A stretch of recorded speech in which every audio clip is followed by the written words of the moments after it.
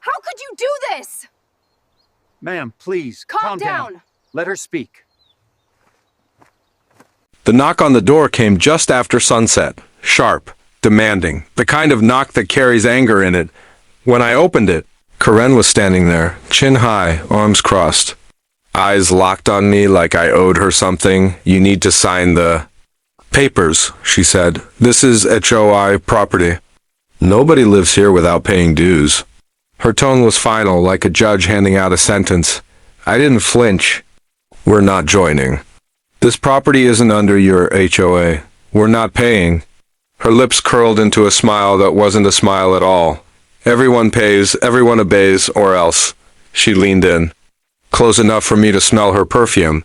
Sweet, but suffocating. Or else what? I asked. Her eyes narrowed.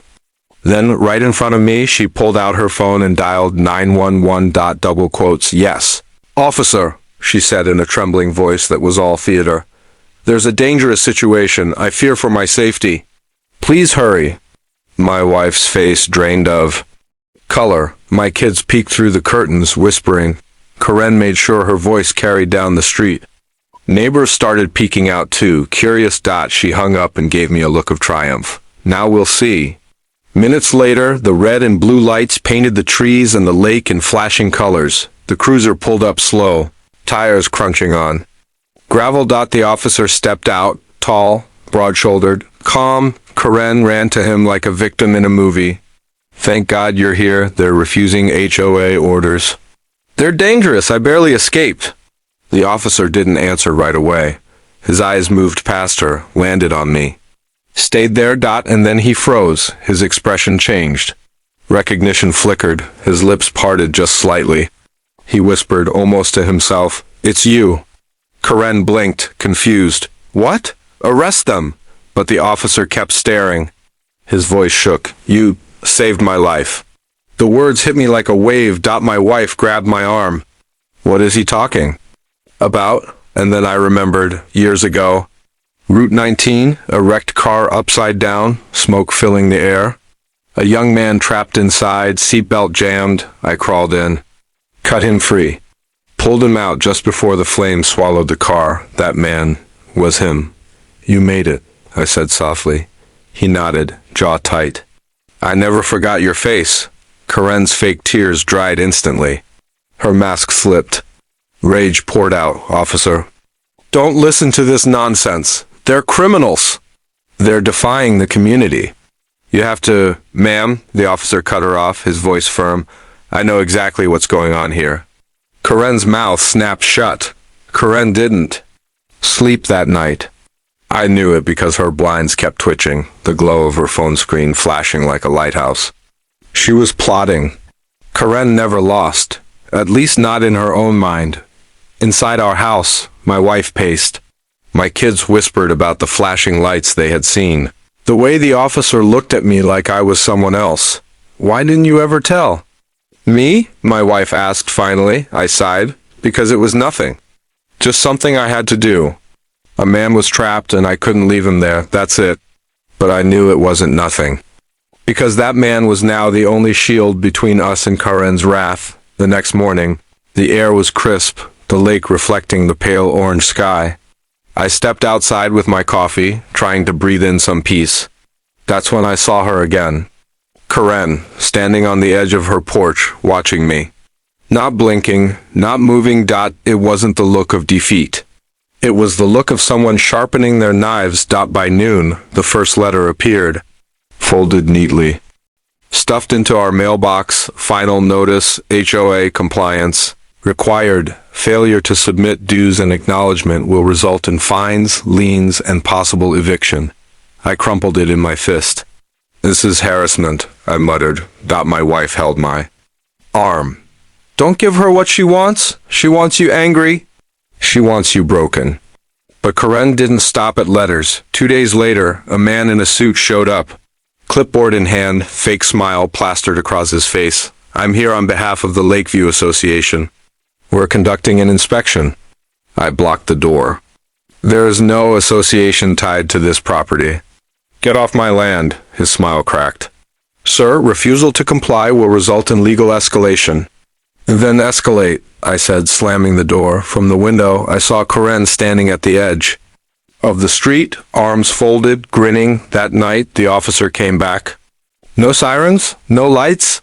Just a knock. Gentle dot. When I opened the door, he wasn't in uniform. Just jeans and a jacket. He looked tired. Can I come in? He asked quietly. I nodded. We sat at the table. He ran his hands over his face like he'd been carrying something heavy. My name's Daniel, he said finally. And you saved me 10 years ago. I was 22, drunk, stupid. That wreck should have killed me. But you dragged me out. I stayed quiet. I became a cop because of that night, he said. Because I wanted to be like you. Someone who runs toward danger, not away. My wife's eyes softened. And now you're here again, he nodded. And I owe you. More than I can ever say. But I also need to warn you, Karen. She's not just some cranky neighbor. She has connections, judges, lawyers, even some officers. She knows how to twist the system. The words settled heavy in the air. She's already filing complaints. He continued, calling in favors. Trying to get your property tied into the HOA retroactively. If she succeeds, it'll ruin you. I clenched my fists. So what do we do? Daniel's eyes hardened. We fight back. But not the way she expects. You've got me now. And I'm not going to let her destroy the man who gave me my life back.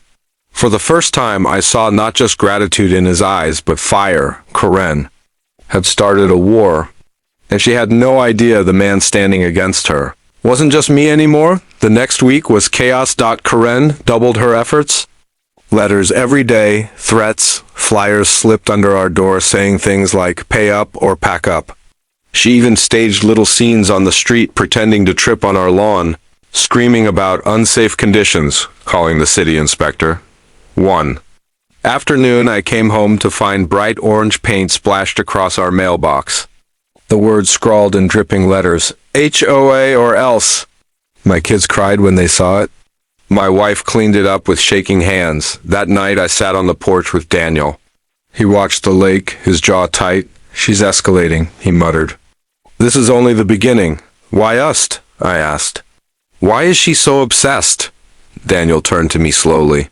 Because people like Karen need control. They feed on it. You're the first one to stand up to her, and she can't stand the idea of losing. She burned everything before she lets that happen. The moonlight shimmered across the water. I felt the weight of his words sink in. Karen wasn't just a neighbor. She was a storm. And the storm was closing in, but I wasn't about to let her take everything from us. Not now. Not ever. The next morning started quiet. Too quiet. The lake shimmered in the sunlight, but something felt wrong. My gut told me Karen was planning something bigger. And I was right. By noon, a tow truck rolled up. The driver stepped out, clipboard in hand. You the owner? He asked. Yes, I said, suspicious. Got an order to impound your vehicle. Unpaid fines, HO violation. My jaw tightened. That's impossible, he shrugged. Paperwork says otherwise. Karen appeared at the edge of her driveway, smirking like a queen watching an execution. I stepped closer to the driver. Touch my truck, and you'll be trespassing. You don't have legal authority here. The man hesitated, glancing between me and Karen. Finally, he muttered, fine, and drove off. Karen's voice floated across the street. You can't stop what's coming. I didn't answer.